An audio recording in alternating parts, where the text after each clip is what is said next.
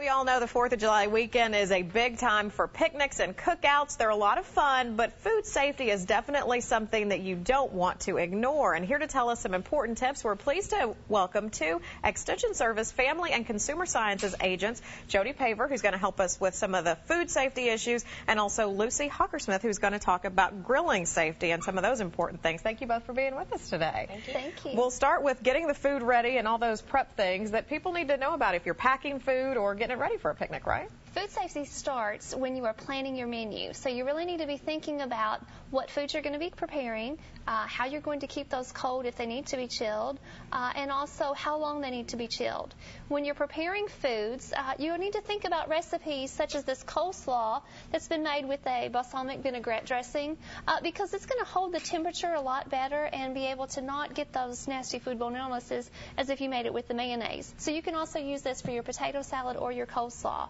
Also, when you are going to cool those items and keep those in your cooler, you're going to want to put them in smaller containers. That way they're easier to come out, and you just use what you need and replenish your buffet line as you need it. And some points about some of the utensils and things that you use as well? Yes, it's wonderful. It's a wonderful idea in order to put a thermometer inside your cooler because there's a danger zone. From 40 to 140 degrees Fahrenheit is that danger zone where the bacteria grows most rapidly. So if you put a thermometer in your cooler, then you can check to make sure that it's below the 40 degrees. You also want to make sure that you have a way to keep your foods cold. We have the gel packs. You can also freeze bottles of water, and then you can have a fresh, clean source of water in order to clean your utensils, wash your hands, or clean your area.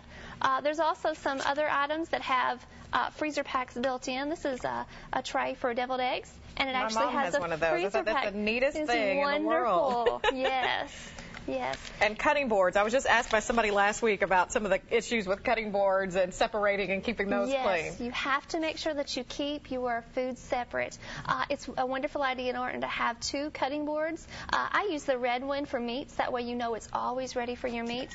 And then the green for the vegetables. And that way you always know that it's going to be separate. And that way if you prepare your items, cut them up ahead of time, put them in Ziploc bags or in your smaller containers, and put them in your cooler in order to keep them cool. Wonderful. Well, now that we've got everything all prepared and ready to go, Lucy's going to tell us what to do when we get ready to throw everything on the grill. Right. There's a lot of prep. Like Jody mentioned, your menu is thinking ahead, and I always say prepare as much as you can at home. That way you don't have to deal with some of that stuff. But if you are cooking outside on the grill site, you do want to bring your items clean, and you can keep them labeled in separate bags, and when they're dirty, you can put them in a dirty bag and keep those things separate so that you don't cross-contaminate. That's the same concept as having the separate cutting boards.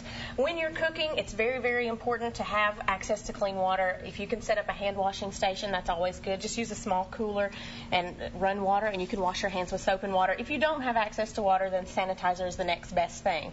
As far as cooking your meats, when you pull these meats out and want to put them on the grill, you don't want to mix them with your fresh items or any items that won't be cooked to 160 degrees because that's the temperature, that's the key temperature there, 160 degrees. So as you're grilling, you want to make sure that you test that. Hamburger is especially important because the surface has been ruptured and all the microorganisms have been moved to the inside. So hamburgers, most important, must reach 160 degrees on the inside. If you do use a marinade, which is very, very easy to do for chicken, Italian dressing is very, very Love easy. that. You don't want to reuse this marinade. When you put your chicken on the grill, toss that marinade out. Don't use it for other items. And it's just a way to keep from cross-contaminating. Cook it to the appropriate temperature. We've got some regular meat thermometers here. We also have some disposable. These are one-time use. Oh, those are great for cookouts. And they change color when they reach 160 degrees. So you know that your burger is done when it colors, that color changes. But it's really, really worth the investment to get a regular meat thermometer to have when you're cooking at home. And when you are after you take your items off of the plate, you want to have a clean plate to serve your items back onto or put them on the plate with things ready to eat. As far to eliminate foodborne illness, as far as foodborne illness symptoms, if you experience any nausea, vomiting, diarrhea, abdominal pain, loss of appetite, fatigue, or even a fever of 101.5 or more, that's indication of a foodborne illness. You'd want to keep an eye on that, call the doctor. But if you do these things and plan in advance, hopefully you won't have to experience that. Because nobody wants to spend their 4th of July weekend after the family picnic or cookout and having any of those health issues. So take this advice to heart, folks. Well, thank you for the wonderful advice again from the Kentucky Extension Service. You can get more information on their website about food safety issues. We'll be right back with your forecast for the holiday weekend.